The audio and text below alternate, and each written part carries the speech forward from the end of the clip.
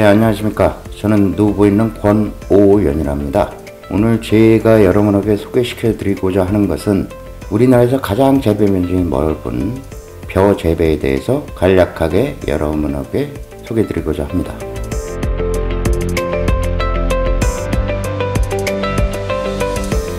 벼는 크게 두 스테이지로 나뉩니다. 영양생장기라는 것이 있고요. 그런 영양생장기는 뭐냐면 벼가 어쨌든 등치를 키우는 겁니다. 이렇게. 그 다음이 이제 생식생장입니다. 벼가 꽃이 피고 그 다음에 알곡이 열리는 그와 같은 이 생육기간을 말하는데, 이와 같은 영양생장기와 생식생장기에 우리가 관리하는 방법이 약간 달라집니다. 그래서 그에 대해서 말씀드리고자 하고요. 일반적으로 벼의 영양생장기에는 여러분들이 주로 이제 비를 주는 것이 밑거름을 줘야 되고요. 그 다음에 예전에는 이걸 많이 줬습니다.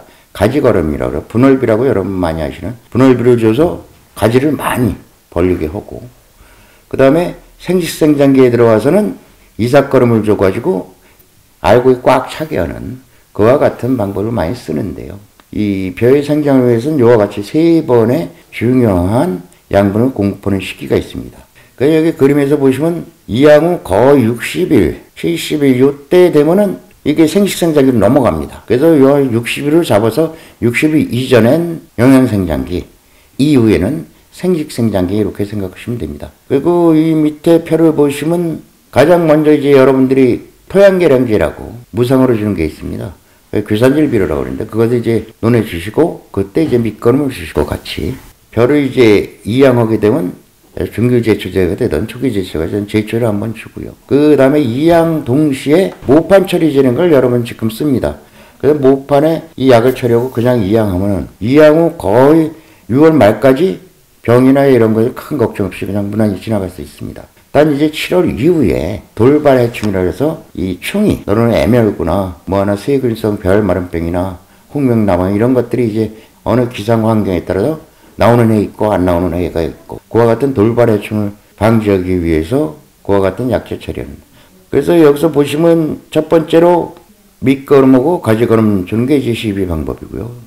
두 번째로 농약 처리된 제초제는 말씀드렸듯이 초기나 중기나 후기나 뭐 이렇게 한번 주면 되는 거고요. 그리고 충균을 잡기 위해서 우리가 이제 모판 처리제를 처리하는 거고요. 그 다음에 물 관리라고 중간 물때기라는 게 있습니다. 원칙은. 일반적으로 벼는 이양 후 약 40일 정도면은 이삭이 열리는 가지는 다 벌어집니다. 근데 40일 이후에도 물이 계속되고 있으면 얘가 무효분이라 해서 이삭이 안 열리는 가지가 막 생깁니다. 그럼 결론적으로 벼가 영양분을 그쪽에서 주기 때문에 벼생이 좋아지지 않거든요. 그래서 일반적으로 한 40일 지나고 난다면 이제 물을 빼서 논을 좀 말리시면 나중에 수확할 때도 이 논에 빠짐 같은 게 없어서 간편하고요.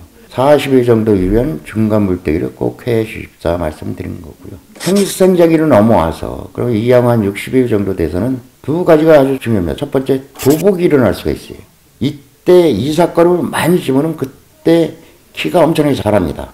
그럼 많이 자라다 보니까 기부가 약해져서 바람이 분다든가 비가 온다든가 그럼 넘어지는 경향이 있어요. 도복 일어날 위험성이 있으면 도복 경감제를 치시거나 또는 이제 아까 말씀드린 돌발 해충이 나오려면 해충을 잡아야 되는 거예요. 그 다음에 요때 이제 처리하는 게 이삭거름이라고 해서 알곡을 채우는 그 같은 이삭거름입니다. 여기도 물 관리는 물 걸러대기, 완전 물떼기 이렇게 두 개로 나눠진데 완전 물떼기는 등숙이 거의 끝날 때는 완전 물을 빼줘야 됩니다. 그래야 컴바인 나중에 들어가서 큰 문제가 없습니다. 이와 같은 절차를 받고 전체적인 흐름을 가고 있고요. 그 다음에 우리나라가 예전에 이제 일본 품종, 악기발이나 고시카리나 이런 걸 많이 쓰시다가 요 근래는 이제 국내에서 육성한 품종을 많이 쓰고 있습니다. 국내 품종 크게 조생종, 중생종, 중만생종 이렇게 나눕니다. 그래서 우리나라 재배 품종을 보면 중만생종이 약 80%를 점유하고 있고요. 그래서 조생종이 한 15%, 기타가 한 5% 정도 재배되고 있는데요. 요 근래 이제 조생종을 많이 하시는 분들이 있는데 조생종은 중만생종에 비해서 수량이 약간 떨어집니다. 단 조생종을 했을 때는 우리가 이제 추석이다 이때 햅쌀을 이제 조생종으로 공급할 수 있으니까요. 그러니까 이제 가격은 좀 높아져서 그건 여러분들이 이제 선택을 하셔야 되는데 오래 보관하면서 먹어야겠다 하는 건 조생종보다 중만생종을 하시는 게 더 유리합니다. 그래서 아까 말씀드렸듯이 요 세 가지 품종을 보면 조생종은 한 8월 1일 전후에 출소하는 거고요. 극조생종이라서 7월 말에 하는 것도 있지만은, 그 다음에 중생종 8월 10일, 만생종은 8월 20일경. 그래서 거의 한 10일 간격으로 이렇게 출소가 늦어지고 있습니다. 이렇게 출소가 늦어지다 보니까 우리가 밑걸음은 똑같이 치지만은 이삭을 위해서 쓰는 이삭걸음은 변화가 좀 있습니다. 그래서 일반적으로 이삭걸음은 출소 전 25일. 그때가 어떻게 되면 유수분학이라고 해서 여러분 이삭 보시면 이삭이 어리게 그 기부 쪽에 이렇게 자리하는 시기입니다. 그래서 그때 딱 이삭이 좀 많이 충실히 많이 열리고, 그렇기 때문에 그때 우리는 이삭걸음을 치죠. 그 다음에 예전 같은 경우는 이삭걸음을 주고 그 다음에 알걸음이라는 걸 줬습니다. 이삭이 어느 정도 차서 출소하게 되면 출소한 알곡을 채우려고 알걸음이라 해서, 이것은 예전 같은 경우는 이제 품질에 따라 약간 다르지만 출소 후 한 10일경에 줘가지고 이제 증수를 했는데요. 2000년대 이후에 와서는 야, 우리가 이제 품질을 좀 좋게 해야겠다. 국가에서 알걸음을 주지 말자는 운동이 일어났습니다.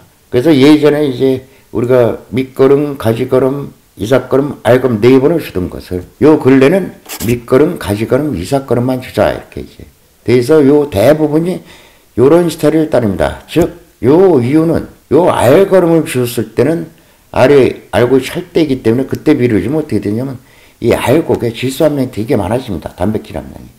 그래서 일반적으로 우리가 단백질 함량이 6% 이상이면 약간 좋지 않은 쌀, 6% 이하면 상당히 좋은 쌀이라거든요. 그러니까 여러분들이 잘 아시는 일본의 고시가리는 대체적으로 5.5에서 5.67 요 정도밖에 안 나거든요. 그 이유는 고시가리는 비료를 많이 주면 얘가 쓰러집니다. 그래서 농가가 주고 싶어도 못 주는데 한국 품종들은 쓰러짐이 그렇게 심하지 않다 보니까 농가들이 막 주는데 밥맛은 어쨌든 떨어진다 이렇게 생각하시면 될 것 같습니다.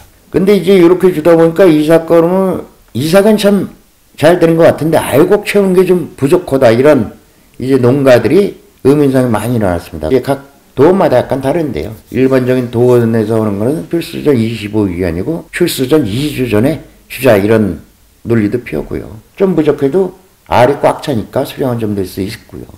또는 여러분은 아직 안 하시지만 지금 국가기관에서 뭐냐면 소식 재배라고 라는 걸 많이 합니다. 즉 무슨 소리냐면 지금은 우리가 평당 한 79조, 80조 이 정도 여러분들이 이양하시고 요것을 낮춰보자. 그래 낮춘 게 얼마까지? 한 37주까지 낮춰보자. 이렇게 되면 뭐가 좋냐면은 여러분들이 육묘할 수 있는 상자 수가 상당히 줄어듭니다. 반 정도로. 그래서 여기 그림에서 보면 요것이 이제 지금 여러분들이 하는 건 주로 이제 30바이 14라고 그래서 이렇게 들어가면 한 평당 한 79주 정도 들어가거든요. 근데 지금 국가에서 지금 하는 것은 30바이 30 해가지고 평당 약 37주만 들어가서 이렇게 하자는데, 근데 이제 이렇게 주다 보니까 이삭걸음을 이렇게 주다 보니까 야, 이삭은 참 잘 되는 것 같은데 알곡 채우는 게 좀 부족하다 이런 이제 농가들이 의문상이 많이 일어났습니다. 그래서 요 근래 이제 각 도원마다 약간 다른데요. 일반적인 도원에서 오는 거는 여기 말씀드린 25일 출수 전 25일이 아니고 출수 전 2주 전에 주자 이런 논리도 펴고요. 또는 여러분은 아직 안 하시지만 지금 국가기관에서 뭐냐면 소식 재배라고 라는 걸 많이 합니다. 즉 무슨 소리냐면 지금은 우리가 평당 한 79조, 80조 이 정도 여러분들이 이양하시면 요것을 낮춰보자. 그래 낮춘 게 얼마까지? 한 37주까지 낮춰보자. 이렇게 되면 뭐가 좋냐면은 여러분들이 육묘할 수 있는 상자 수가 상당히 줄어듭니다. 반 정도로. 그래서 여기 그림에서 보면 요것이 이제 지금 여러분들이 하는 건 주로 30바이 14라고 그래서 이렇게 들어가면 한 평당 한 79주 정도 들어가거든요. 근데 지금 국가에서 지금 하는 것은 30바이 30 해가지고 평당 약 37주만 들어가서 이렇게 하자는데, 만약에 이렇게 갔을 때는 어떻게 되냐? 저희도 이제 회사가 이양동시 처리제나 뭐 이런 걸 좀 개발을 지금 준비하고 있고요. 어쨌든 저희가 재배 방법이 바뀌면 시비도 변해야 되고 비정도 변해야 된다는 건 여러분이 이해해 주십사 말씀드리고 싶습니다.